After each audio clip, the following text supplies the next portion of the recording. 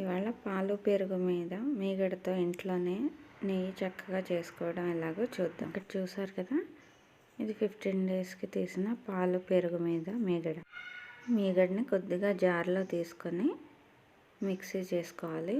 చూపించిన విధంగా అంతే తీసుకోండి, వెన్న తొందరగా వస్తుంది. ఇప్పుడు మిక్సీ చేసుకొని కొద్దిగా వాటర్ యాడ్ చేసుకోవాలి.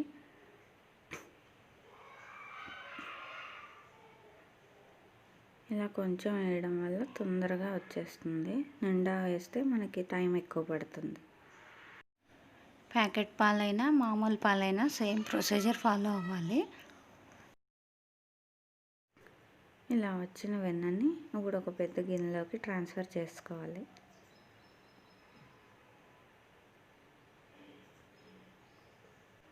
ఇదే ప్రాసెస్లో మనం ఉన్న మీగడ అంతటిని చక్కగా వెన్నలా చేసుకోవాలి. ఇలా మీగడ బాగా రావాలంటే రోజు పాలని సిమ్లో పెట్టి కాయాలి. మనం తోడు పెట్టిన పెరుగు మీద మీగడ వెంటనే కాకుండా ఫ్రిడ్జ్లో పెట్టి తీస్తే మీగడ బాగా వస్తుంది. ఇలా ఉన్న మీగడ మొత్తం చక్కగా వెన్నగా చేసుకోవాలి.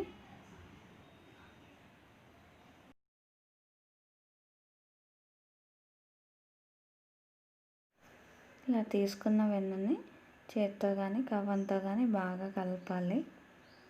తర్వాత ఒక ఫ్రెష్ గిన్నెలో వాటర్ తీసుకొని కలిపిన వెన్న ముద్దల్ని అందులో వేయాలి. నీళ్ళల్లో వేయడం వల్ల ఏంటంటే ఇంకా ఏమైనా వెన్న అందులో ఉండిపోతే పైకి తేలిపోతుంది, అందుకని నీళ్ళల్లో వేస్తారు. ఇప్పుడు ఈ వెన్నని ఒక మందంగా ఉన్న గిన్నెలో వేసుకొని కాచుకోవాలి. ఇప్పుడు స్టవ్ ఆన్ చేసుకొని హై ఫ్లేమ్ మీద మరిగించాలి. ఇప్పుడు బాగా మరుగుతుంది కదా, మధ్య మధ్యలో కలుపుతూ ఉండాలి.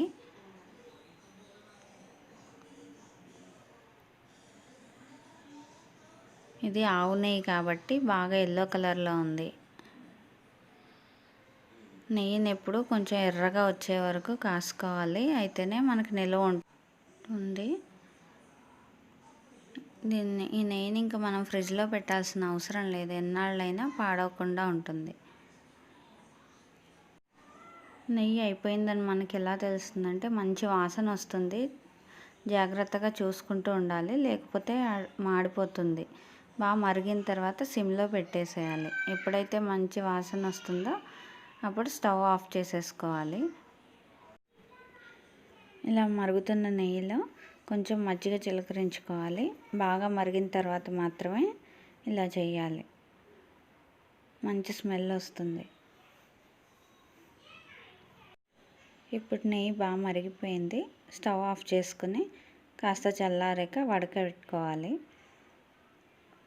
చూడండి నెయ్యి ఎంత బాగా వచ్చిందో, పూస పూసగా వచ్చింది. చూడండి ఆవు నెయ్యికి గేదె నెయ్యికి డిఫరెన్స్. ఆవు నెయ్యి ఏమో ఎల్లో కలర్లో ఉంది. చూడండి, మీకు తెలియడం కోసం ఆవు నెయ్యి గేదె నెయ్యి రెండు పక్క పక్కన పెట్టి చూపిస్తున్నాము. కలర్ వేరియేషన్ ఉంటుంది. ఆవు పాలైనా మీగడైనా అన్నీ కొంచెం ఎల్లో కలర్లోనే ఉంటాయి. చూసారు కదా నెయ్యి ఎంత ఈజీగా చేసుకోవచ్చో. ఈసారి మీరు కూడా ఇంట్లో ట్రై చేసుకోండి.